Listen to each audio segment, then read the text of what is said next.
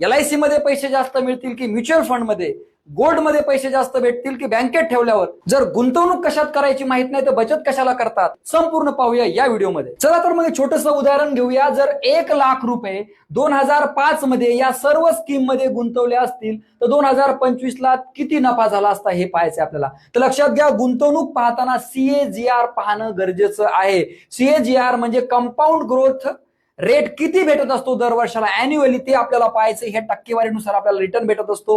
ही गोष्ट अत्यंत महत्वाची आहे. जर LIC मध्ये गुंतवले असते तर 1.2 ते 2.2 लाख परत भेटले असते. लक्षात घ्या, शेअर मार्केटमध्ये भेटले असते 5.7 लाख ते 8.8 लाख. ते जर त्याने म्युच्युअल फंड मध्ये, इक्विटीमध्ये गुंतवले असते तर भेटले असते 4.6 ते 8.6 लाख पर्यंत भेटले असते 1 लाखाचे. म्युच्युअल फंड जर डेब्ट आणि हायब्रिड मध्ये गुंतवले असते थोडंसं कमी भेटले असते, 2.2 ते 4.6 लाख रुपये. लक्षात घ्या, फिक्स्ड डिपॉझिट जर केले असते तर त्याला भेटले असते 2.9 लाख ते 5.7 लाख रुपयाचं. त्यानंतर रिअल इस्टेटमध्ये प्लॉट किंवा रिअल इस्टेट घेतली असती तर त्याला भेटले असते 2.2 लाख ते 3.7 लाख नफा भेटला असता 1 लाखावर.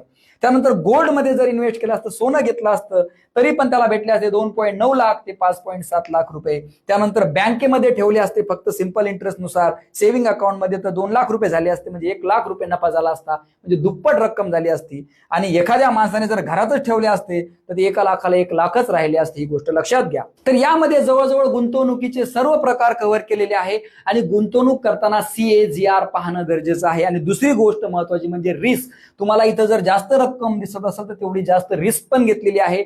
मी तुम्हाला एक प्रामाणिकपणे सल्ला देईल, मी म्हणजे अर्थशास्त्रज्ञ प्रामाणिकपणे सल्ला देतात की तुम्ही एका ठिकाणी कधीही गुंतवणूक करू नका. एका खिशामध्ये आपण सर्व पैसे ठेवत नसतो, हा सिंपल रूल आहे. सगळ्या खिशामध्ये थोडे थोडे पैसे जर ठेवले तर आपली फसवणूक होणार नाही. तुम्ही गुंतवणूक करता का? कशामध्ये करता? तुम्हाला काय वाटतं? सर्वसामान्य माणसांनी यापैकी कशामध्ये गुंतवणूक केली पाहिजे? कॉमेंटमध्ये कळवा. भेटू पुढच्या व्हिडिओमध्ये. जय हिंद, जय महाराष्ट्र.